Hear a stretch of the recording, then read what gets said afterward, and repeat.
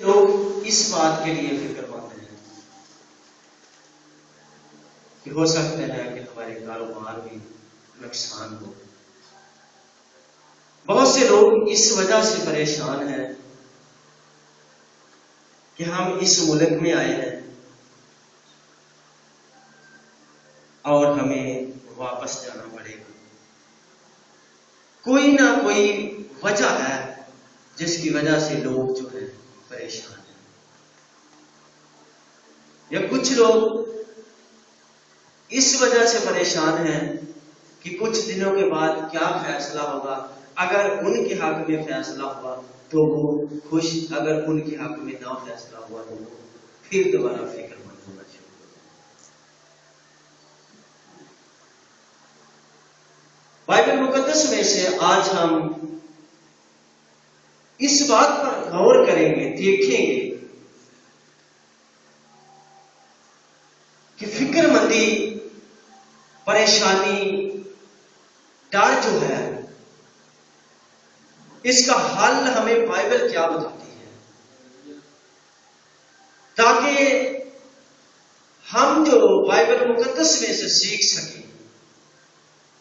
सिर्फ इस बात पर सोचते या फिक्रमंदी ना करते रहें, बल्कि बाइबल मुकद्दस में से इसका हल तलाश करें। देखें कि खुदावंद मसीह यीशु जो है वो हमें कौन सी तालीम देता है।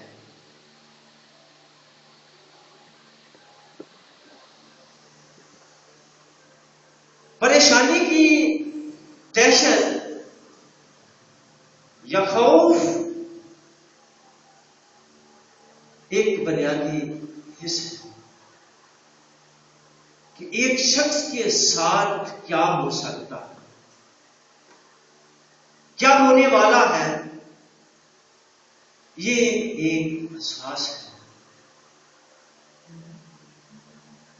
कि कुछ इंतहाई बुरा होने वाला है। परेशानी में जिंदगी बसर करना, फिक्रमंदी में जिंदगी बसर करना इंतहाई तकलीफ वो बात होती है। लेकिन जब हम बाइबल मुकद्दस को देखते हैं तो बाइबल मुकद्दस हमें इस बात की तसल्ली देती है कि हमें फिक्रमंद नहीं होना। आइए बाइबल मुकद्दस में से देखेंगे आज की इस सुनहरी आयत को। पहला पतरस उसका 5वां बाब और उसकी 7वीं आयत की हम तलावत सुनेंगे। सिर्फ और सिर्फ 7वीं आयत को पढ़ेंगे। जिस भाई ने बाइबल मुकद्दस में से ये हवाला निकाल लिया, खड़े होकर बुलंद आवाज से इस आयत की तिलावत करें। हालेलुया।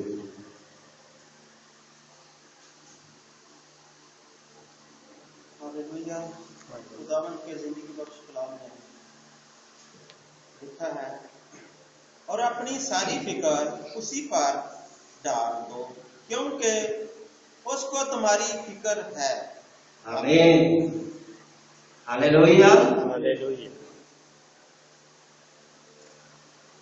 सब लोग इस सुनहरी आयत को बयान करें और अपनी सारी फिक्र उस पर डाल दो क्योंकि उसको तुम्हारी फिक्र है। हालेलुया। हालेलुया। आइए एक बार फिर अपने सरों को खुदावंद खुदा की हुजूर में झुकाएं। कदूस मेहरबान जिंदा पाक खुदा, बेशक तो वादों का सच्चा खुदा है। जैसे हालात गुजर रहे हैं, इंसान होते हुए हम सब फिक्रमंद हैं, लेकिन जब तेरा कलाम पढ़ते हैं तो खुदावंदा कलाम हमें तसल्ली देता है कि हमें फिक्रमंद होने की जरूरत नहीं, क्योंकि तुम मेरे चुनिंदा लोग हो, इसलिए मैं तुम्हारी फिक्र करता हूँ। मसीह यीशु के नाम से, आमीन। आमीन। बाइबल मुकद्दस में से आज हमने इस आयत पर गौर किया कि आपने सारी फिक्रें मसीह यीशु पर डालने के लिए उसको तुम्हारी फिक्र है।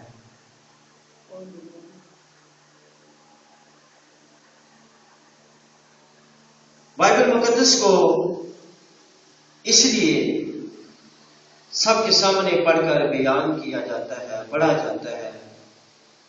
हो सकता है कि इस आयत को आपने कई बार पढ़ा हो, लेकिन आज जब मैं खुदा से कलाम मांग रहा था, तो आज जैसे आज के दिन मैंने एक अजीब सी बात देखी और सब लोग परेशान थे।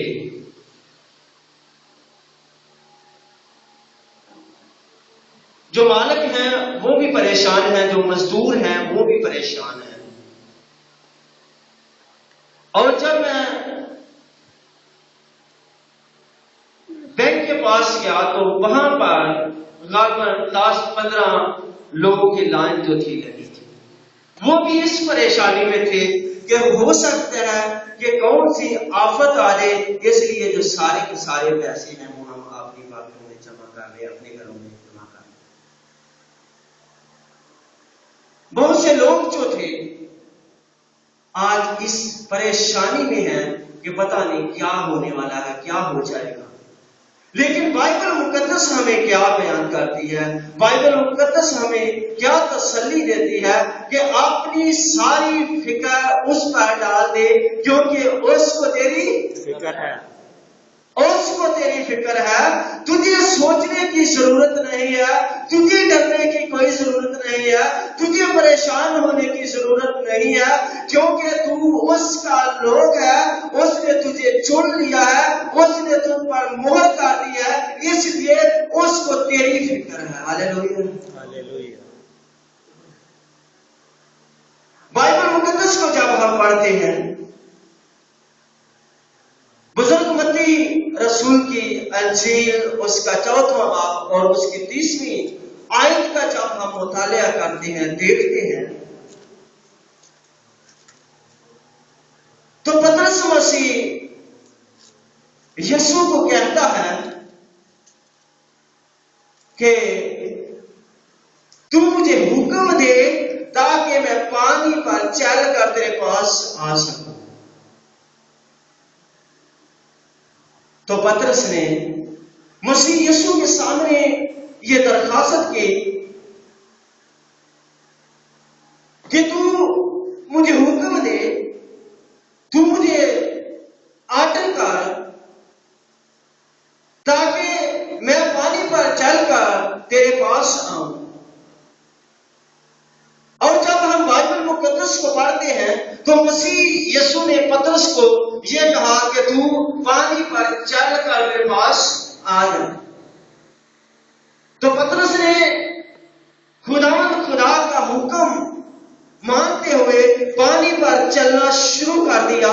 जो पानी था उसके लिए फर्श बन गया, क्योंकि उसको खुदा ने हुक्म दिया था कि तू पानी पर चलकर मेरे पास आ जा। पतरस जब मसीह यीशु की तरफ जा रहा है, उसका ध्यान सीधा मसीह यीशु की तरफ था। उसने मसीह यीशु का हुक्म माना और अचानक जब वो चलते चलते जा रहा था तो उसकी नजर जो थी वो लहरों की तरफ बढ़ गई। अचानक जब उसने समुद्र को देखा तो समुद्र जो था वो अपनी मौज में ठाठे मार रहा था। वो जो लहरें थी उनको जब उसने देखा तो वो खौफ ज़दा हो गया, वो परेशान हो गया कि ये लहरें जो है मुझे अपने साथ डुबो देगी। इसलिए वो डर गया, परेशान होगा कि मैं हलाक हो जाऊंगा, मर जाऊंगा, डूब जाऊंगा। यही पतरस ने सोचा होगा।